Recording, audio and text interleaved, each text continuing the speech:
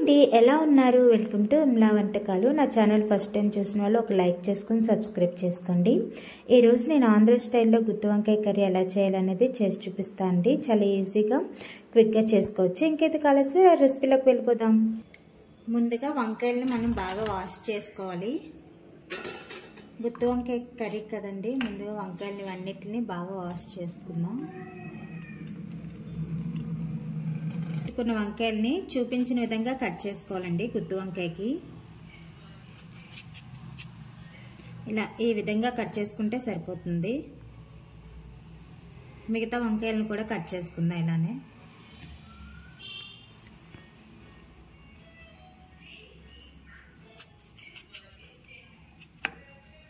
ఇలా ఈ విధంగా కట్ చేసుకుందాం. వంకాయలన్నిటినీ ఈ విధంగా కట్ చేసుకోవాలండి. ఇలా కట్ చేసుకొని సాల్ట్లో వేసుకుంటే మనకి వంకాయలు అనేవి నల్లబడవు, ఫ్రెష్గా కూడా ఉంటాయి. ఇప్పుడు ప్రిపరేషన్లోకి వెళ్ళిపోదాం. ముందుగా మసాలా ప్రిపేర్ చేసుకుందాం. చెక్క, లవంగాలు, గసగసాలు వేసుకొని మనం లైట్గా ఫ్రై చేసుకోవాలి.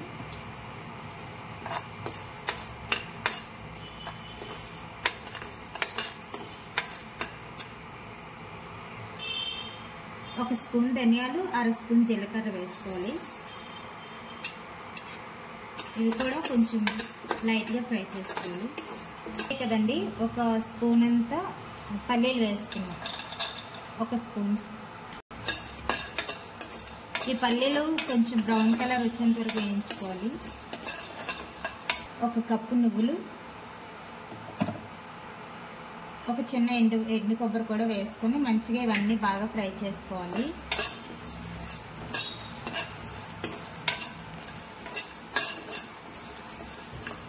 ఇవన్నీ బాగా వేగిపోయాయి కదండి, మిక్సీ వేసుకోవాలి. కొంచెం కూల్ అయిన తర్వాత మిక్సీ వేసుకుంటే సరిపోతుంది. చల్లారిన తర్వాత మిక్సీ జార్లోకి తీసుకోవాలండి. ఇప్పుడు ఇందులో చిన్న చింతపండు వేసుకోవాలి. అల్లము, వెల్లుల్లి ఇవి కూడా వేసుకోవాలి. ఇప్పుడు దీన్ని మెత్తగా పేస్ట్ చేసుకోవాలి. ఈ విధంగా నలిగిన తర్వాత ఉల్లిపాయ ముక్కలు యాడ్ చేసుకోవాలి. ఒక కప్పు ఉల్లిపాయ ముక్కలు వేసుకుంటున్నాను. వీటిని మెత్తగా పేస్ట్ చేసుకోవాలి.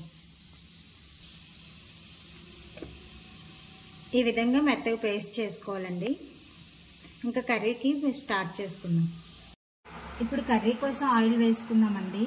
గుత్తి వంకాయ కదా, కొంచెం ఆయిల్ ఎక్కువ పడుతుంది. ముందు వంకాయలు ఫ్రై చేసుకొని తీసుకోవాలి కదా, సో కొంచెం ఆయిల్ ఎక్కువ పడుతుంది. వంకాయలు వేసుకుందామండి.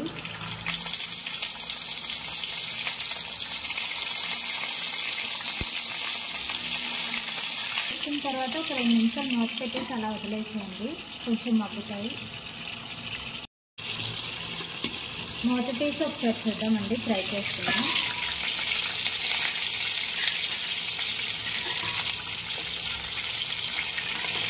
ఇంకా సైడ్ తిప్పుకుంటూ ఫ్రై చేసుకోవాలి. వంకాయలు వేగిపోయండి. ఇప్పుడు మనం ప్లేట్లోకి తీసేసుకుందాం. ఈ విధంగా ఫ్రై చేసుకుంటే సరిపోతుంది. కర్రీ అనేది ఎమ్మీగా ఉంటుంది. ఇప్పుడు వీటిని ప్లేట్లోకి తీసేసుకుంటాను.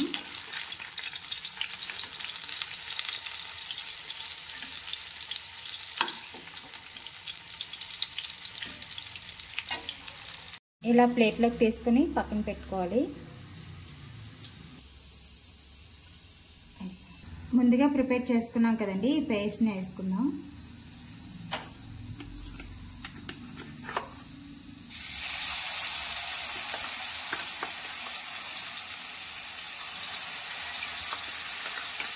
పచ్చిమిరపకాయలు కూడా వేసుకుందాం. దీన్ని మనం మంచిగా ఫ్రై చేసుకోవాలి. ఇంకేం మసాలాలు యాడ్ చేయని అవసరం లేదండి. పసుపు, ఉప్పు, కారం వేసుకుంటే సరిపోతుంది. ఎందుకంటే అన్ని మసాలాలు కూడా ముందే వేసుకున్నాం కదా పేస్ట్ చేసుకొని. ఇప్పుడు ఇందులో 1/2 స్పూన్ పసుపు, 2 స్పూన్లు కారం వేసుకోవాలి.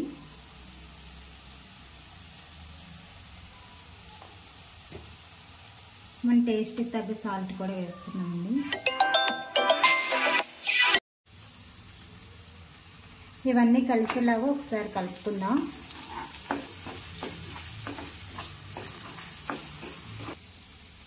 కొంచెం వాటర్ వేసుకుందాం.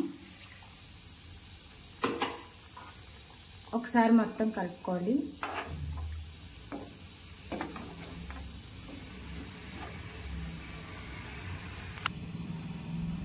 వేయించుకున్న గుత్తి వంకాయలు వేసుకుందామండి. ఒకసారి ఇదంతా బాగా కలుపుకుందాం. సాల్ట్ అది సరిపోయిందో లేదో ఇప్పుడే అడ్జస్ట్ చేసుకొని వేసుకోండి, టేస్ట్ చూసుకొని. నాకైతే అన్నీ పర్ఫెక్ట్గా సరిపోయాయి. మూత పెట్టేసుకుందామండి. మీడియం ఫ్లేమ్లో ఒక 5 to 6 minutes కుక్ చేసుకుంటే సరిపోతుంది. కర్రీ ఉడికిపోయిందో లేదో చూద్దామండి. వావ్, చూసారా, గుత్తి వంకాయ కర్రీ అయితే రెడీ అయిపోయిందండి. సూపర్ టేస్టీగా ఉంటుంది. గుమగుమలాడే గుత్తి వంకాయ కర్రీ రెడీ అయిపోయిందండి. ఇది మనకి బగారా రైస్లోకైనా, వైట్ రైస్లోకైనా, చపాతీలోకైనా చాలా బాగుంటుంది. ఒక్కసారి ట్రై చేయండి. నా స్టైల్లో చాలా సింపుల్గా చేసేసాను. మీకు బాగా నచ్చుతుంది. మా ఆయనకైతే ఈ గుత్తి వంకాయ కర్రీ అంటే చాలా ఇష్టం అండి. ఈరోజైతే తను బాగా తింటాడు. ఇంకెందుకు ఆలస్యం, మీరు కూడా మీ ఇంట్లో చేసేసుకోండి. గుత్తి వంకాయలు తెచ్చేసుకొని